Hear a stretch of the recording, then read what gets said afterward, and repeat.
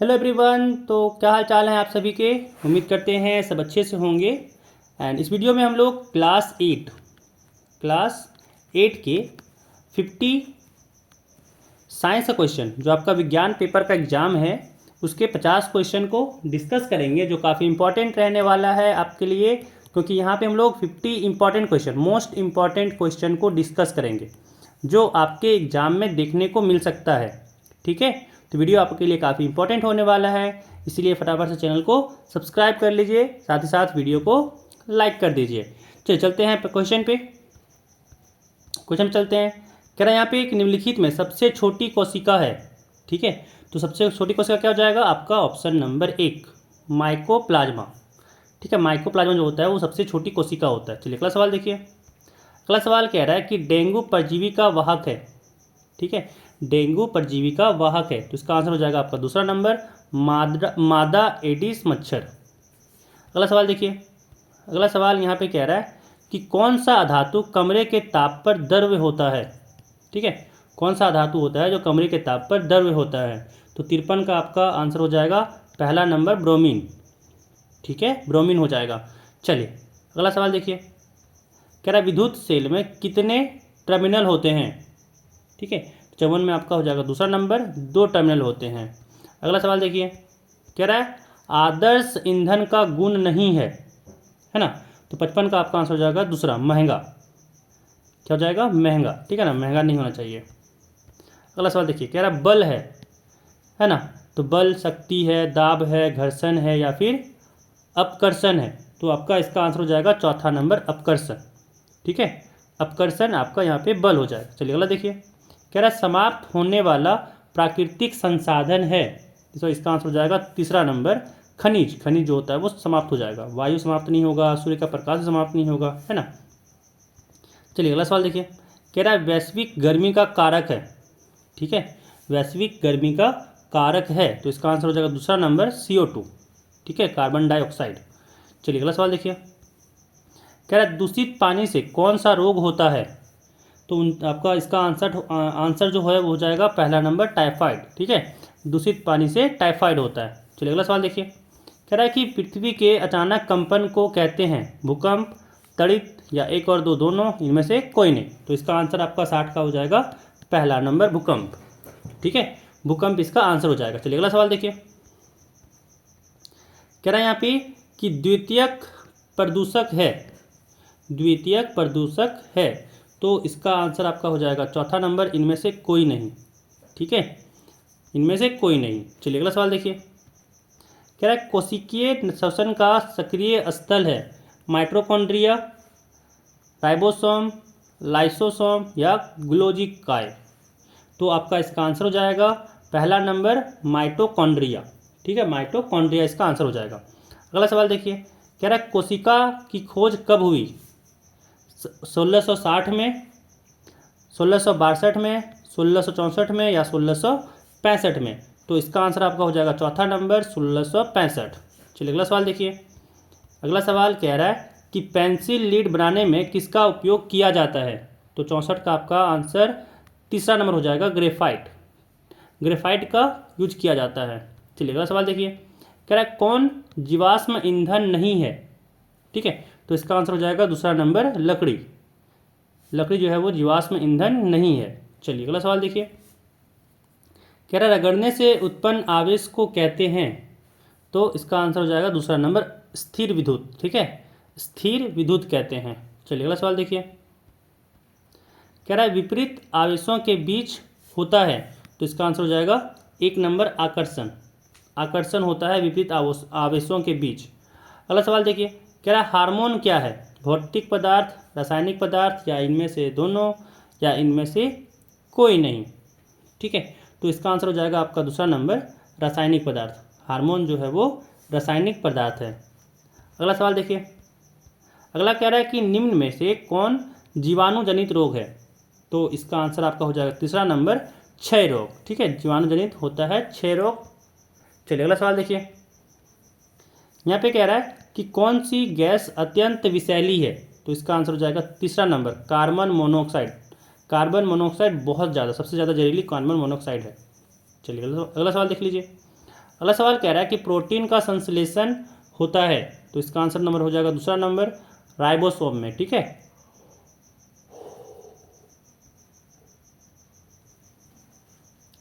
अगला सवाल कह रहा है कि एड्स किसी संक्रमित व्यक्ति से दूसरे व्यक्ति में किसके जरिए फैल सकता है, तो इसका आंसर हो जाएगा आपका दूसरा नंबर रुधिराधान से।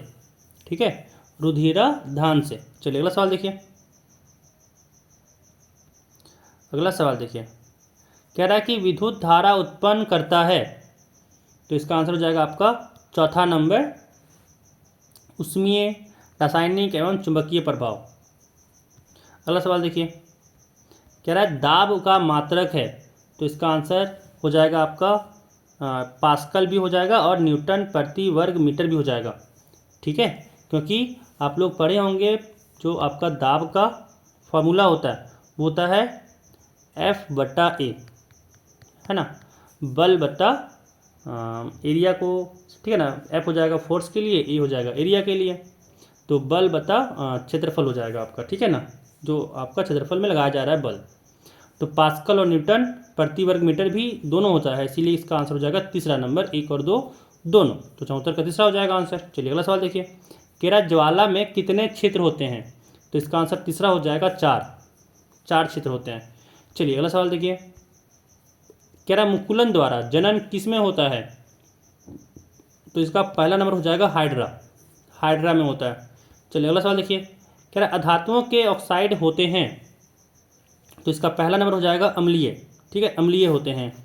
अगला सवाल देखिए, कह रहा आग उत्पन्न करने के लिए आवश्यक है ना, तो इसका नंबर हो जाएगा ईंधन, वायु, ऊष्मा तीनों चाहिए, तो इसके लिए इसका आंसर हो जाएगा चौथा नंबर इनमें से सभी।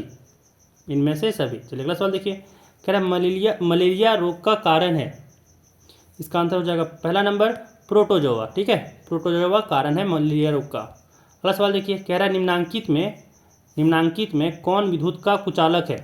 ठीक है, कौन विद्युत का कुचालक है, तो इसका आंसर हो जाएगा चौथा नंबर रबर जो होता है वो कुचालक होता है। अगला सवाल देखिए, कह रहा है निम्न में कौन सी गैस दहन में उपयोग होती है।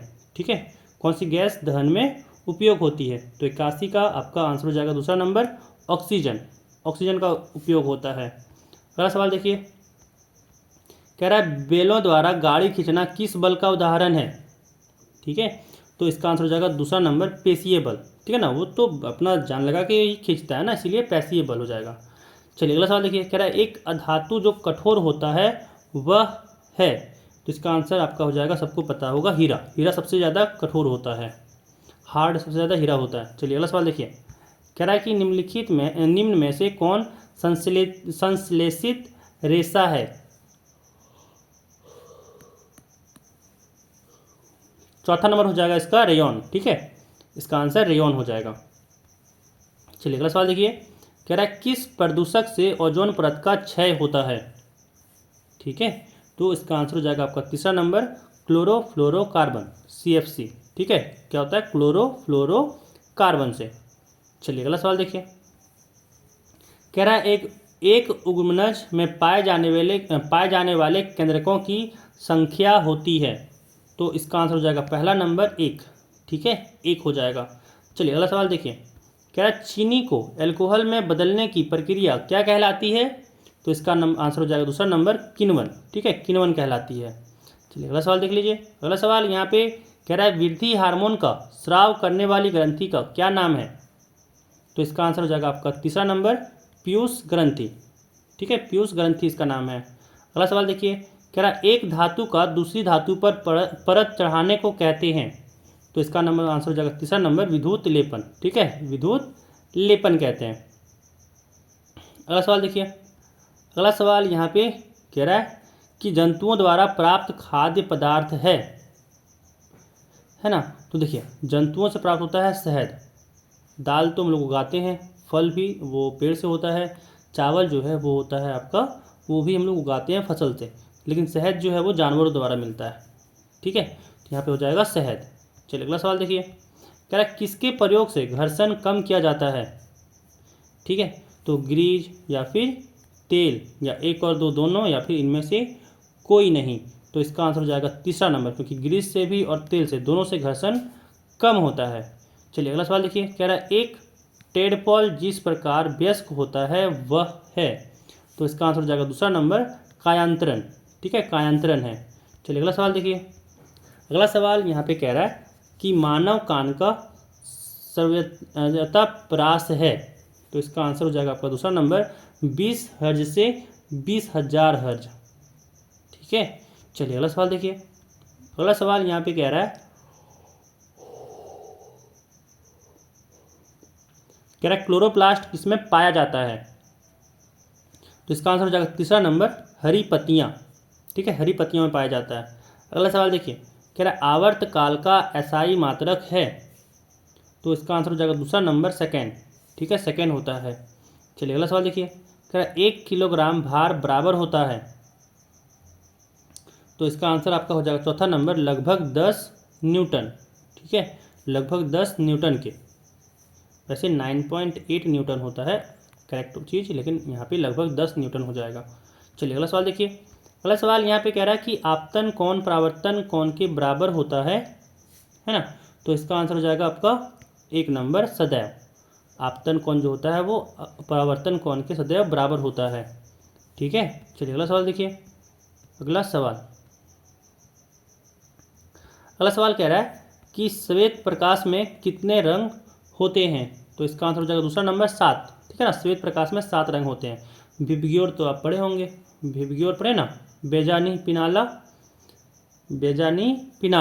ठीक है ना, तो 7 कलर होता है। चलिए अगला सवाल देखिए, अगला सवाल यहाँ पे कह रहा है निम्न में किसमें बाह्य निषेचन होता है। ठीक है, बाह्य निषेचन तो हो जाएगा इसका मेढक। मेढक में बाह्य निषेचन होता है। चलिए अगला सवाल देखिए, इसमें कह रहा है कि जंतु कोशिका में क्या अनुपस्थित होता है, तो इसका आंसर हो जाएगा तीसरा नंबर कोशिका भित्ति। ठीक है, कोशिका भित्ति जो होता है वो अनुपस्थित होता है। तो यहाँ पे हम लोग टोटल क्वेश्चन का यहाँ पे 50 क्वेश्चन यहाँ पे देखें एंड इसका आंसर हम लोग यहाँ पे डिस्कस किए। ठीक है, तो सारा क्वेश्चन यहाँ पे कंप्लीट हुआ। फटाफट से वीडियो को लाइक कर दीजिएगा। अगर आपने अभी तक चैनल को सब्सक्राइब नहीं किया है तो चैनल को सब्सक्राइब भी कर लीजिएगा। मिलते हैं फिर अगले वीडियो में।